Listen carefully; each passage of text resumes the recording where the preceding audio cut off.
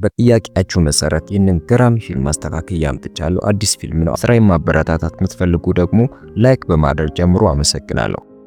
ሚሊ በኒውዮርክ በሚገኘው የዊንቸስተር መኖሪያ ቤት ለቤቱ ሰራተኝነት ለመቀጠር ቃለ መጠይቅ ለማድረግ ትመጣለች። ሚሊን የተቀበለቻት ኒና ዊንቸስተር የሥራ ልምድ ማመልከቻዋን አይታ የኮሌጅ ዲግሪ ስላላት ለስራው ብቁ የሆነች መሆኗን ተነግራታለች። ሚሊ ግን በተረጋጋ መንፈስ ለሚመቿት ቤተሰቦች በቤት ሰራተኝነት በመስራት እንደምትደሰት ትመልሳለች። ኒና ወዲያውኑ ወደ ጉዳዩ በመግባት የሚሊ ተግባር ቤቱን ማጽዳትና የ7 ዓመት ልጇን ሲሲን መንከባከብ እንደሚሆን ትነግራታለች።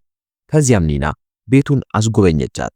የቤቱ የውስጥ ዲዛይን በቴክኖሎጂ ዘርፍ በሚሰራው ባሏ አንድሪው የተሰራ መሆኑን ትነግራታለች። ኒና ትልቅ ቴሌቪዥንና በመጠጦች የተሞላ መደርደሪያ ያለበትን ክፍል ለሚሊ አሳየቻት። ክፍሉን በፈለገችው ጊዜ መጠቀም እንደምትችል ነገረቻት። በመቀጠልም ኒና ሁለተኛውን ሳሎን ታሳያታለች። እሱን ብዙም እንደማይጠቀሙበትም አብራራች። ሁሉም ነገር ንጹህና የተስተካከለ ስለሚመስል ኒና የምርም ሞግዚት የሚያስፈልጋት እንደሆን ትጠይቃታለች። ኒናም እርጉዝ መሆኗንና እገዛ እንደሚያስፈልጋት ትናገራለች። ገና በመጀመሪያው ወቅት ላይ ስለሆነችና እርግጠኛ መሆን ስለምትፈልግ ለአንድሪው እንዳትነግረው ሚሊን ትጠይቃታለች። ኒና የሲሲ መኝታ ክፍል ታሳያታለች። በመቀጠልም አንድሪው የሰራውን የቤቱን አነስተኛ ሞዴል አሳየቻት። ከዚያ በኋላ ሚሊን ከዋናው ቤት ተለይቶ ወደሚገኘው መኝታ ክፍሏ ትወስዳታለች።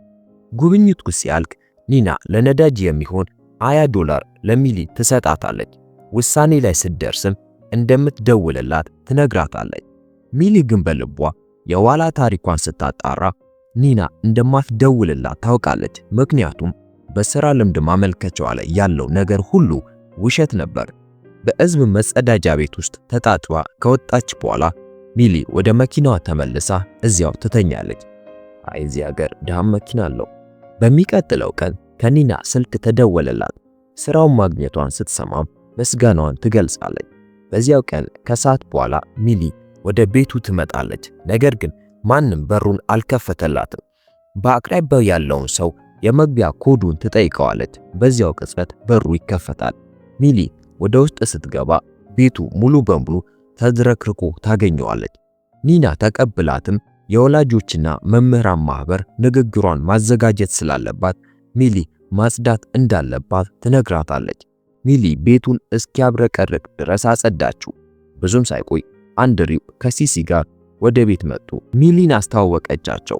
ከእነሱ ጋር እንደምትኖርም ትነግራቸዋለች። አንድሪው መጀመሪያ ላይ ቢያመነታም ኒና ግን ሚሊ ትልቅ ረዳት እንደምትሆን አረጋገጠችለት። ሚሊ ወደ ክፍሏ ትሄዳለች። በታሸገ ውሃ የተሞላ ትንሽ ማቀዝቀዣ አገኘች። እንዲሁም በሩ ከውስጥ እንደማይቆለፍ የሚቆለፈው ከውጭ ብቻ መሆኑን ተረዳች። መስኮቱን ለመክፈት ስትሞክር ሊንቀሳቀስላት አልቻለም። በዚያ ቅጽበት ኒና ራት ይዛ ወደ ክፍሉ ትገባለች። መስኮቱ እንደማይከፈት ነገረቻት። ነገር ግን ባለሙያ መጥቶ እንዲያስተካክለው እንደምትጠይቅ ቃል ትገባለች። ሚሊ በጉጉት ባለሙያው በግቢ ውስጥ የሚሰራው ሰው እንደሆነ ትጠይቃለች። ኒና ኤንዞ የግቢው አትክልተኛ መሆኑን ነገረቻት። በመቀጠል ሚሊ ለክፍሏ ቁልፍ ትጠይቃለች። ኒና እየሳቀች በኋላ እንደምታመጣላት ነገረቻት። ከዚያም ኒና ለሚሊ አዲስ ስልክ ሰጠቻት። የቤቱ የክሬዲት ካርድ ከስልኩ ጋር የተያዘ መሆኑን ትነግራታለች። ስለዚህ ሚሊ ግሮሰሪና ሌሎች ለቤት የሚያስፈልጉ ነገሮችን ለመግዛት ልትጠቀምበት ትችላለች። በሚቀጥለው ቀን ጠዋት ሚሊ ዘግይታ ትነቃለች። ወደ ታች ስትወርድ ኒና በቁጣ በሳሎኑ ውስጥ ዕቃዎችን ስትወረውር አገኘቻት። ለመድረክ ያዘጋጀችው ንግግሯን ጠረጴዛው ላይ ትታው እንደነበርና አሁን እንደጠፋ ትገልጻለች። ሚሊ የጣለችው መስሏት ከሰሰቻት። አንድሪው ጣልቃ በመግባት የተበሳጨችው ሚስቱን ያረጋጋል። ሚሊ የተዘበራረቀውን ዕቃ ማጽዳት ጀመረች። አንድሪው በጭንቀት ኒና ሰሞኑን ለምን እንዲህ ስሜታዊ እንደሆነች እንዳልገባው ይናገራል። ሚሊን ሊረዳት ቢሞክርም እሷ ግን ሁሉንም ነገር ራሷ መወጣት እንደምትችል በትህትና ትነግረዋለች። ሚሊ ቆሻሻ ለማውጣት ስትወጣ ኤንዞን በውጭ አገኘችው። እዚህ ምን እንደምትሰራ ይጠይቃታል። ሌላ ነገር ከመናገሩ በፊት ኒናን ያያታል። የሆነ ነገር አንሾካሽኮ ሄደ። የሆነ ነገርም አለ። ቆይቶም ሚሊ የዋናው መኝታ ቤት መጸዳጃ ቤት እያጸዳች ያለ ታብሌት ታገኛለች። ከጥቂት ደቂቃዎች በኋላ ኒና ከበስተጀርባዋ ትመጣለች። የትምህርት ቤት እናቶች ጋር እንደማትግባባ ማውራት ትጀምራለች። ከዚያም ሚሊ እራት ማዘጋጀት እንድትጀምር ነገረቻት። ምግብ እያቀረበች እያለ ሲሲም ጭማቂ ትፈልግ እንደሆነ ትጠይቃታለች። ሲሲ ትስማማለች። ነገር ግን ይህኛው ብርጭቆ የቆሸሸ ስለሆነ ሌላ እንድትሰጣት ጠየቀቻት። ሚሊ አሁን ከዕቃ ማጠቢያው መውጣቱን ብታስረዳም ሲሲ ግን በዚያ ብርጭቆ ለመጠጣት ፈቃደኛ አልሆነችም። ወደ ክፍሏ ተመልሳ ሚሊ የአንድሪውን የኢንስታግራም ገጽ ትመለከታለች። በድንገት በሩ ይንኳኳል። አንድሪው ኬክ ይዞላት መጣ። ሊስማት ሲጠጋ ሚሊ ትነቃለች። ሁሉም ነገር ሕልም እንደነበር ትረዳለች። ሚሊ ቁርስ ጠረጴዛው ላይ ስታዘጋጅ ኒና ለክፍሏ ቁልፍ ትሰጣታለች። እንዲሁም አንድሪው የእሷን ምግብ እንደማይወድ ነገር ግን ያለምንም ቅሬታ እንደሚበላው ትናገራለች። ከጥቂት ቀናት በኋላ ልጇን የዳንስ ትምህርት ቤት እንድታደርሳት ትጠይቃታለች። ሚሊ የእረፍት ቀኗ መሆኑን ብትገልጽም ኒና ግን ያኔ የመድረክ ንግግሯን ስለጣለችባት የፀጉር ቤት ቀጠሯን እንዳስመለጠች በመጥቀስ ታማርራለች። ሚሊ ጠቃሚ ስብሰባ እንዳለባትና መሄድ እንዳለባት ትወተውታለች። ክርክራቸውን የሰማው አንድሪው ሲሲን ራሱ ዳንስ ቤት ለማድረስ ቃል ይገባል። እች ልጅ ያልተነገረ የኋላ ታሪክ አላት። ከስብሰባ በኋላ ሚሊ ከኒና ስልክ ይደርሳታል። ኒናም ሲሲን ከዳንስ ቤት እንድትወስዳት ብቻ ትጠይቃታለች። ፓትሪስ የተባለች አንዷን እናት ታገኛታለች። ሚሊ ለኒና ዊንቸስተር እንደምትሰራ ገልጻ ራሷን ታስተዋውቃለች። ሆኖም ግን ፓትሪስ ሲሲ ከሳምንታት በፊት ከኤማ ጋር ለመጫወት ቀጠሮ እንዳላት ትነግራታለች። ሚሊ ግን ኒና እንድትወስዳት እንደነገረቻት ትከራከራለች። ፓትሪስ ተበሳጭታ ለኒና ደወለች። ኒና ግን ልጇን እንድታመጣላት ሚሊን እንዳልጠየቀቻት እዚህ ጋር ትክዳለች።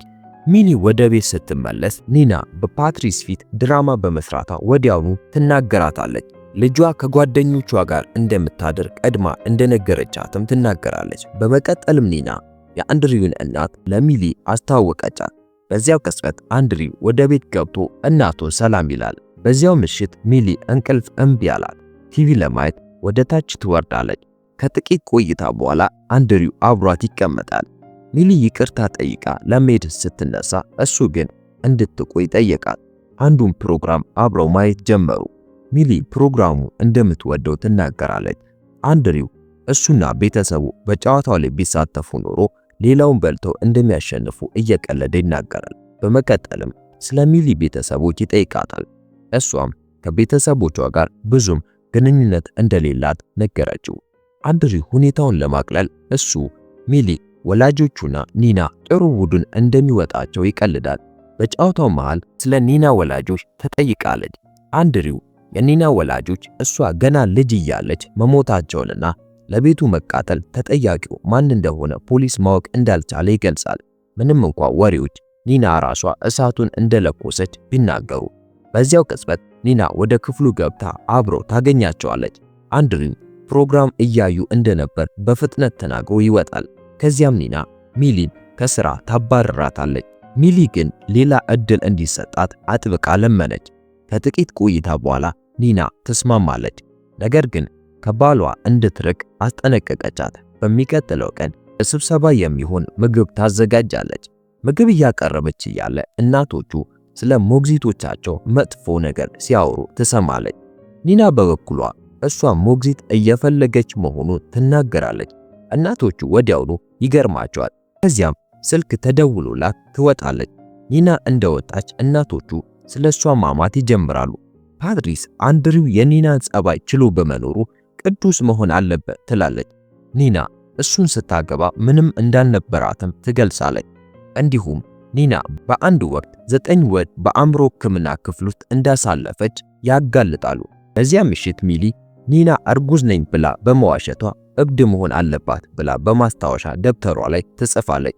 በድንገት ኒና ወደ ክፍሏ ገብታ እሷና አንድሪው ወደ ሐኪም ቤት ሲሄዱ ቅዳሜ ዕለት ልጇን እንድትጠብቅላት ትጠይቃታለች። ሚሊ ተስማማች። ቅዳሜ ሲደርስ ኒና እና አንድሪው እንደወጡ ሚሊ የመድኃኒት ማስቀመጫውን ትፈትሻለች። የኒና መድኃኒቶች ለከባድ የአእምሮ ህመም የሚታዘዙ መሆናቸውን ተረዳች። ለጓደኛዋ ለሌክሲ የድምጽ መልእክት ታስቀምጣለች። ክፍት የሥራ ቦታ ካለ እንድትነግራትና ከዚህ ቤት መውጣት እንዳለባት ትገልጻለች። ሲሲ ንግግራቸውን ሰምታ እየለቀቀች እንደሆነ ትጠይቃለች። ሚሊ እንደማትሄድ አረጋግጣላት ሳንድዊች ማዘጋጀት ትጀምራለች። ዝምታውን ለመስበርም ሲሲ ትምህርት ቤት የምትወደው ልጅ ካለ ትጠይቃታለች።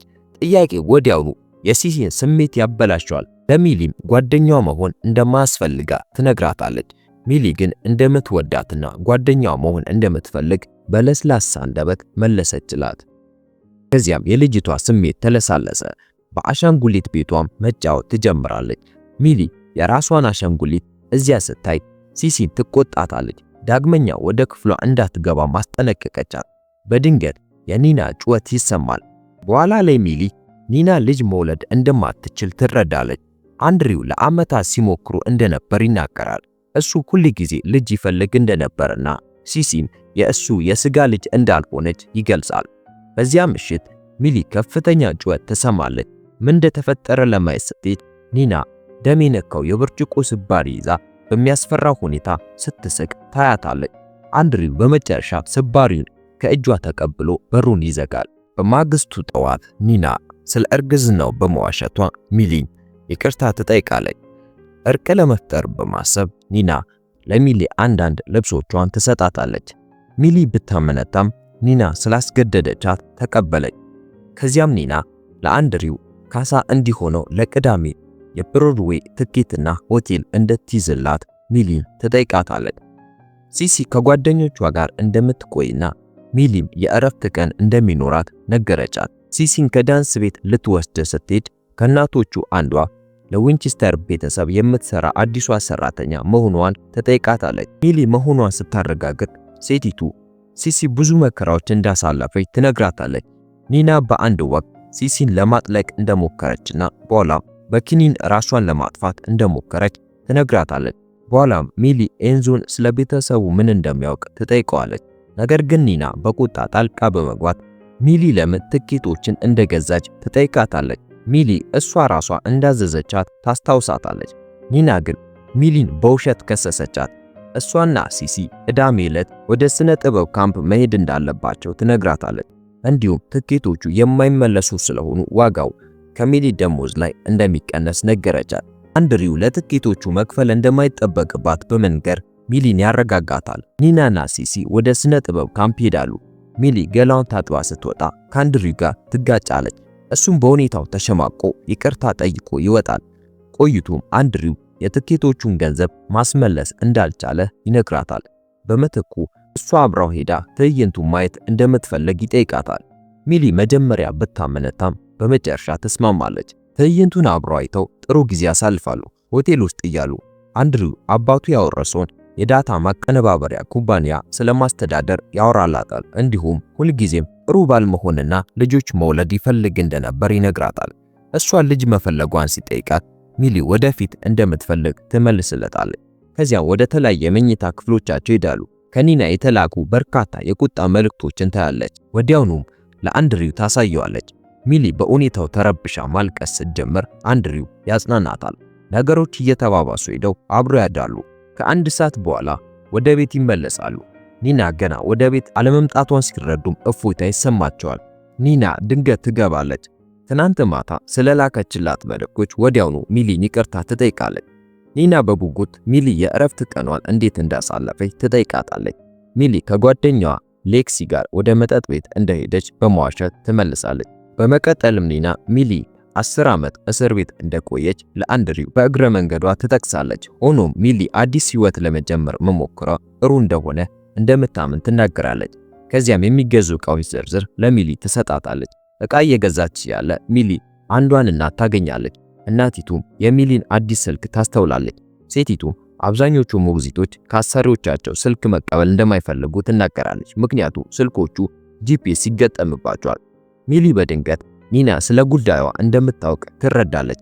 ከጥቂት ቅጽበቶች በኋላ ፖሊሶች መጥተው በካቴና ያስሯታል፣ ምክንያቱም ኒና መኪናዋ እንደተሰረቀባት አመልክታ ነበር።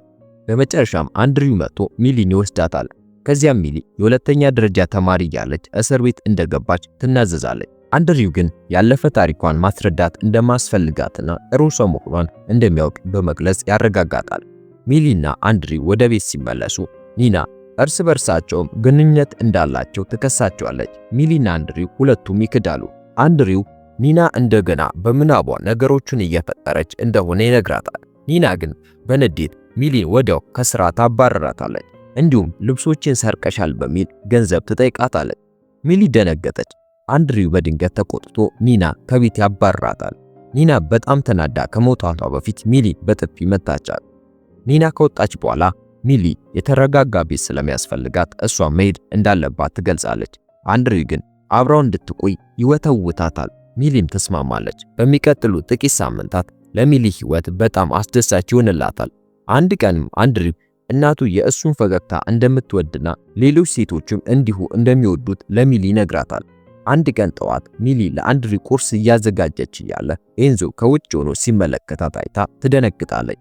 ለአንድሪው ስትነግረው ወዲያውኑ ኤንዞን ከስራ ያባረዋል። ሚሊ የእናቱን የሸክላ ሳህን በአጋጣሚ ስለሰበረች አንድሪውን ይቅርታ ትጠይቃለች። አንድሪው እንዳታስብ ይነግራታል። ነገር ግን አንድ ባለሙያ መልሶ እንዲያጣብቃቸው የተሰበሩትን ቁርጫጮች እንድትሰበስብላት ይጠይቃታል። በዚያ ምሽት አንድሪው የተሰበሩትን ሳህኖች በጥንቃቄ ሲመረምር ሚሊ ሰላም ትሏለች። ከዚያም ሚሊን ወደ መኝታ ክፍሏ ወስዶ ሻምፓይን ያቀርብላታል። ይጠጣሉ። ከዚያም መቀራረብ ይጀምራሉ። ከጥቂት ጊዜ በኋላ ሚሊ ለብቻዋ ትነቃለች። በሩን ለመክፈት ስትሞክር ግን ከውጪ ተቆልፎ ታገኘዋለች። ደንግጣ አንድሪው እንዲከፍትላት ትጮኻለች። ታሪኩ አሁን ኒና ቤቱን ለጋ ከወጣችበት ከጥቂት ሳምንታት በፊት ወደ ነበረው ጊዜ ይመለሳል። ኒና ከቤት በመውጣቷ ከማዘን ይልቅ ከአንድሪው ቁጥጥር በመጨረሻ በማምለጧ እፎይታ ይሰማታል። አንድሪው አደገኛ ሰው እንደሆነና ኒና ለዓመታት ሲቆጣጠራትና ሲበዘብዛት እንደነበር ይጋለጣል። የኒና ስቃይ የጀመረው ገና በ8 ዓመቷ ነበር። አንድሪው ለሰዎች እንደሚናገረው ሳይሆን ቤቱን ያቃጠለችው እሷ አልነበረችም። ኒና በአንድ ወቅት ጠበቃ የመሆን ሕልም ነበራት። ነገር ግን ከፕሮፌሰሯ ጋር ፍቅር ይዟት ሲሲን በማርገዟና እሱም ሁለቱንም በመካዱ የህይወቷ መስመር ተቀየረ።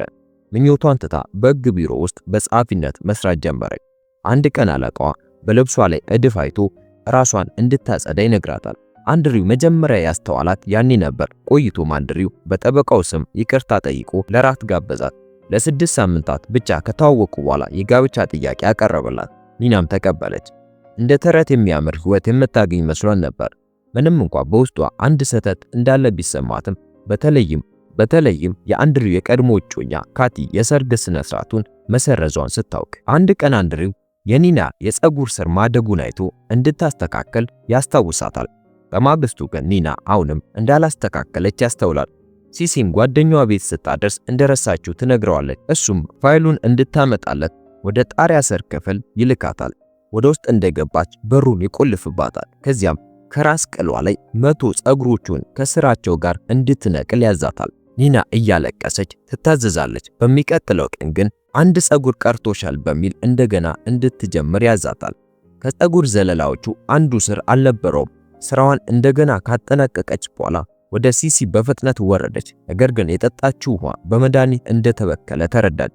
ከዚያም አንድሪው ኒና ሲሲን ለማጥለቅ እንደሞከረች ለማስመሰል ሁኔታውን አቀነባበረው። ፖሊሶች መጡ። ኒናም ወደ አእምሮ ሕክምና ተቋም ተወሰደች። ኒና በመጨረሻም ከእስር ተለቃ ወደ ሲሲ ለመመለስ ስትል ብቻ ስሜቷን ቢያደነዝዘው የድብርት መድኃኒቶችን መውሰድ ጀመረች። ሆኖም ብዙም ሳይቆይ አንድሪው የሲሲን ፍቅር ቀድሞ እንደገዛውና እሷም ከሱ ጋር ለመኖር መገደዷን ተረዳች። አንድሪው ለዓለም ራሱን እንደ ፍጹም ባል ያቀረበ፣ ኒናን ግን እንደ አእምሮ በሽተኛ አድርጎ ይገልጻት ነበር። ከጊዜ በኋላ አንድሪው የራሱን ልጆች መውለድ ፈለገ። ነገር ግን ኒና በሚስጥር ማዕፀን ውስጥ የሚቀመጥ የወሊድ መከላከያ አስገብታ ነበር። እንዲሁም ለሐኪሙ ገንዘብ በመክፈል ልጅ መውለድ እንደማትችል ለአንድሪው እንዲነግረው አደረገች። በዚህ ምክንያት የአንድሪው በደል ይበልጥ ቀጠለ። ኤንዞ ለኒናና ለሲሲ የሐሰት ፓስፖርት በማዘጋጀት እንዲያመልጡ ሊረዳቸው ሞክሮ ነበር። ነገር ግን አንድሪው ሴራውን ደረሰበት። በመጨረሻም ኒና የአንድሪውን ትልቁን ድክመት ተረዳች። እሱም በሰዎች የመደነቅ ፍላጎቱ ነበር። ከዚያም የማምለጫና የእሷን ቦታ የሚተካ ሰው ለመፈለግ እቅድ አወጣች። ሚሊ ለዚህ ዕቅድ ፍጹም ተስማሚ ሰው ነበረች። ብቸኛ፣ ለጥቃት የተጋለጠችና አዳኝ የማትፈልግ ልክ አንድሪው የሚሳብባቸው አይነት ሴት። ሆኖም ሚሊ በሰው መግደል ወንጀል ታስራ እንደነበር ኒና ስታውቅ እቅዷ ተቀየረ። ኤንዞ ሚሊን እንዲከታተላት ተስማምታ ኒናም ከሲሲ ጋር ወደ ካሊፎርኒያ ለመሄድ ተዘጋጀች። ወደ አሁኑ ጊዜ ስንመለስ አንድሪው ሚሊ የሰበረችው የሸክላ ሳህን በእሱ ቤት ውስጥ ያደገበት በመሆኑ በምንም እንደማይተካ ይነግራታል። ከሳህኑ ስብርባሪዎች አንዱን በበሩ ስር ያስገባላታል። ለእያንዳንዱ የተሰበረ ቁራጭ ምትክ 21 ጊዜ በሆዷ ላይ መስመር እንድትቀርጽ ያዛታል። ስህተት ከሰራች እንደገና መጀመር እንዳለባት ያስጠነቅቃታል። ሚሊ ራሷን ለመቁረጥ ስትዘጋጅ የገደለችውን ሰውና ለምን ወደ እስር ቤት እንደገባች ታስታውሳለች። እሱም ልክ እንደ አንድሪው ሀብታም፣ በሰዎች የተከበረና እንደ ቅዱስ የሚታይ ነበር። ሚሊ የገደለችው አብራት በምትኖረው ጓደኛዋ ላይ ጥቃት ያደርስ ስለነበር ነው። ጓደኛዋ ምስክር ለመሆን ፈቃደኛ አልሆነችም። እንዲያውም የሚሊ ወላጆች ጭምር ካዷል። ለ15 ዓመት እስራት ተስማምታ ገባች። ከ10 ዓመት በኋላም በፔሮል ተፈታች። ኒና ሆን ብላ እሷን እንደ ማምለጫ እንደመረጠቻት ተረዳች። ሚሊ 21ዱን ቁስሎች አጠናቃ ራሷን ስታወደቀች። በዚህ መሃል ኒና ወደ ካሊፎርኒያ እየተዘዋወሩ መሆኑ ለሲሲ ትነግራታለች። ሲሲ ሚሊን ይዘዋት እንዲሄዱ ብትጠይቅም ኒና ግን ሚሊ አሁን ከአንድሪው ጋር መሆኗን ትነግራታለች። በማግስቱ አንድሪው በሚሊ እንደሚኮራ ይነግራታል። እዚያው ቅጽበት ኒና ቀደም ብላ በትንሿ ማቀዝቀዣ ውስጥ በደበቀችው ቢላዋ ሚሊ አንድሪውን ትወጋዋለች። ሚሊ አንድሪውን በክፍሉ ውስጥ ቆልፋበት ስልኩን ትወስዳለች። በክፍሉ ውስጥ ድብቅ ካሜራዎች መኖራቸውን ትረዳለች።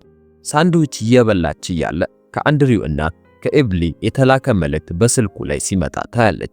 ይህ ለሚሊ አንድ ሐሳብ ይሰጣታል። ሁሉንም የሸክላ ሳህኖች ተሰበስብና ፒንሳ ትይዛለች። አንድሪው የፊቱን ጥርስ ነቅሎ ካልሰጣት እናቱ የሰጠችውን እያንዳንዱን የሸክላ ዕቃ እንደምትሰብርበት ትነግረዋለች። በመጨረሻም አንድሪው ጥርሱን ይነቅላል። ሚሊ ተመልሳ እንደምትመጣ ነግራው ትታው ትሄዳለች። በዚያ ምሽት ኒና ሚሊን ለማዳን ወደ ቤቱ ትመለሳለች። ሚሊ ከጣሪያው ስር ክፍል ድምጽ ሰምታ ስታይ ኒና በሩን ስትከፍት ትመለከታለች። ሚሊ ልታስጠነቅቃት ከመቻሏ በፊት አንድሪው ከኒና በስተጀርባ ብቅ ብሎ ወደ ታች ይገፋታል። በመቀጠል ሚሊን ያባርራታል። ከጥቂት ትግል በኋላ ሚሊ አምልጣ ትደበቃለች። ከዚያም አንድሪው ከኒና ጋር ይገናኛል። ሁኔታዎችን ወደ ቀድሞ መመለስ እንደሚችሉ ይነግራታል። በዚያ ቅጽበት ሚሊ ብቅ ብላ አንድሪውን በደረጃው ላይ ትገፋዋለች። ኒና በፍጥነት አምፖሉን አውልቃ ትጥለዋለች። ለፖሊስም አንድሪው አምፖል ሲቀይር ተንሸራቶ እንደወደቀ እንደምትናገር ለሚሊ ትነግራታለች። ሚሊ ፖሊሶች ይህንን አያምኑም ብላ ብትከራከርም ኒና ግን እንድታመልጥ ትወተውታታለች። ከመሄዷ በፊት ሚሊ የአንድሪውን ጥርስ ከሬሳው አጠገብ ታስቀምጠዋለች። ልጇን ካምፕ አድርሳ በዚያ ምሽት ወደ ቤት እንደተመለሰችና ሰራተኛውም ለአንድ ሳምንት እረፍት ላይ እንደነበረች ትናገራለች። መኮንኗ የአንድሪው ጉዳት እንዲሁ በቀላል ውድቀት ሊመጣ እንደማይችል ትገልጻለች። በመቀጠልም አንድሪውን በግል እንደምታውቀው ትናገራለች። እሱ በአንድ ወቅት እህቷን ካቲን ያፈቅራት ነበር። እህቷ ከእሱ ጋር ከነበራት ግንኙነት በኋላ አእምሯ በጣም ተረብሾ ነበር። ፖሊሷን በመጨረሻ ጉዳዩን እንደ ድንገተኛ አደጋ በመቁጠር መዝገቡን ትዘጋዋለች። ከጥቂት ቀናት በኋላ ከአንድሪው ቀብር በኋላ እናቶቹ አዝናቸውን ይገልጻሉ። ኤቭሊንም አንድሪው የሚያምር ፈገግታ እንደነበረው ትናገራለች። እንዲሁም ፖሊሶች ከጎኑ የጠፋ ጥርስ ማግኘታቸውን ትገልጻለች። በመቀጠልም ኒና ትተቻታለች። ልጇ ለአባቷ ቀብር እንዲህ እንድትለብስ እንዴት ፈቀድሽላት በማለት ትጠይቃለች። ቆይቶም ኒና ሚሊን ታገኛታለች። ታመሰግንና አዲስ ሕይወት እንድትጀምር የተወሰነ ገንዘብ ሰጠቻት። ሚሊ በኋላ ላይ በአንድ ትልቅ መኖሪያ ቤት ውስጥ ለቤት ሰራተኝነት ቃለመጠይቅ ታደርጋለች። ቃለመጠይቁንም የምታደርግላት ሴት ኒና እሷን እንደመረጠችላት ትናገራለች። ሆኖም ባለቤቷ ለማስደሰት አስቸጋሪ ሰው እንደሆነ ታስጠነቅቃታለች። ሚሊ በተረጋጋ ፈገግታ እንዲህ ስትል ትጠይቃለች፣ መቼ ነው መጀመር የምችለው? ታሪኩን ከወደዳችሁት ላይክ አድርጉ፣ ሰብስክራይብ በማድረግ በየቀኑ በአዲስ ፊልም እንገናኝ።